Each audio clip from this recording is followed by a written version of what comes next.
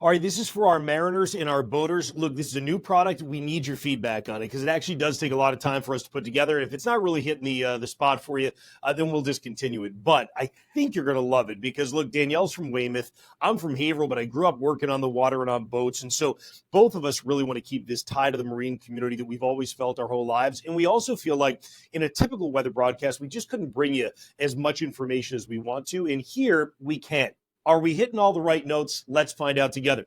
First thing we'll do is we'll likely issue it in the later day or the early evening hours so you can plan for the days that are coming up, unless you tell us a different time would be better. But basically, we want to get you before the morning of because we know a lot of mariners and boaters get out there early, particularly if you want to hit the fishing. You might be out there at 4:30 in the morning. So you get this the day prior. High pressure cresting across the coast of Maine over the course of your Friday does bring in a light northeasterly wind. You get the wind for a number of areas, including those of you who really go out all the way to the Scotian slopes. We want to take good care of our New England fishing fleet. Notice a trough dropping in across Nova Scotia and the Scotian slopes during the course of the day on Friday. Now, we can get a little bit up close and personal, and we'll likely do this for the next day. So this is for Friday.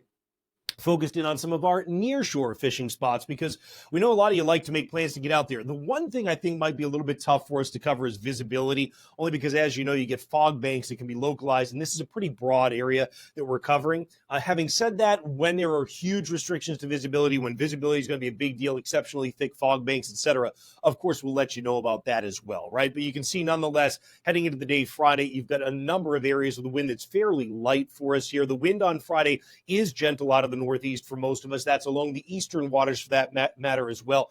And because there's not a lot of swell, the wave period is not all that significant. There may be a shower, mostly inland, probably not over the coastal waters. And coming up through the coast of Maine, very similar waves, about 1 to 3 feet during the course of the day Friday. But the other thing that we want to do is we know some of you do make multi-day trips to get out there on the water. So we want to give you an overview on what's coming in the days ahead. So likely what we'll do at the end of these coastal marine forecasts is exactly this, give you a setup for the days that are coming up. So for example, we get into Saturday, there's high pressure over the Gulf of Maine.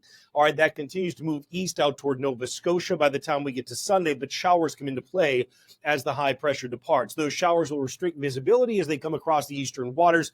We don't expect big fog banks to develop out of this one, although at the south coast there may be some fog, particularly on Sunday morning with the warmer flow that begins to come in.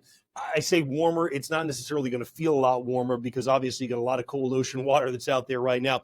And by Monday, there's actually a frontal system that comes in with a cold front that's going to come and help to focus some of the showers on their way by a southwest wind ahead of the front. And then the wind will tend to shift and come out of the northwest back behind it. So this is the overview on the coastal marine forecast. We hope to offer you something that's fairly quick, but gives you a good overview of the actual weather and how things will be unfolding in the days ahead. Is it helpful? Is this hitting the spot for you?